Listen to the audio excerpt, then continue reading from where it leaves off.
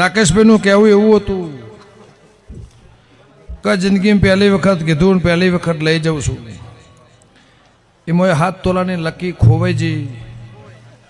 કલાક દોઢ કલાક ખોડી મળી નહીં કીધું જઈને બેહું કલાક ના થાય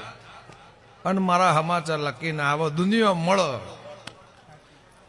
7 તોલાની પડી નહીં પણ બારોટને એવું હતું મારું નોમ પડશે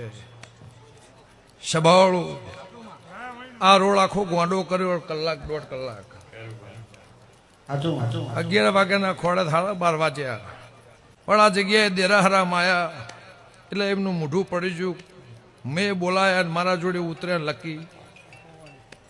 ખોવાણી તાણી યાદ એક લકી નહીં કોઈ આવીને બેઠ્યા અને ફોન આવ્યો કે મળી તે બીજા માળે ભોયડામાંથી મળી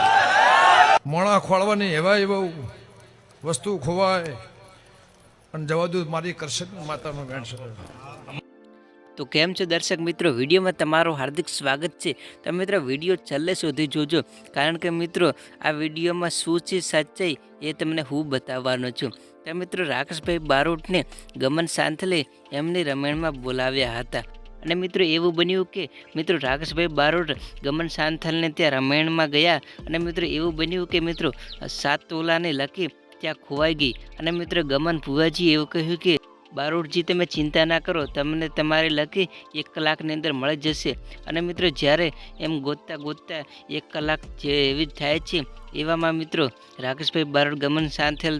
પાસે જઈને જેવા જ બેસે છે એવામાં કોલ આવે છે કે લકી મળી ગઈ છે. તો મિત્રો ખરેખર આ વિડીયો હાલમાં સોશિયલ મીડિયામાં ખૂબ જ વાયરલ થઈ રહ્યો છે, કારણ કે મિત્રો ગમન સાંથલને એવું થયું કે રાકેશભાઈ બારોટ મારે ત્યાં પહેલી વખત આવે રમેણમાં અને આવું બન્યું. તો મિત્રો આ વિડીયો ગમ્યો હોય તો વિડીયોને લાઇક કરી દો, ચેનલને સબસ્ક્રાઈબ કરી દો, કારણ કે નવા આવા જ વિડીયો ચેનલમાં મળતા રહેશે. તો મળી એક નવા વિડીયો સાથે, તો ત્યાં સુધી બાય બાય.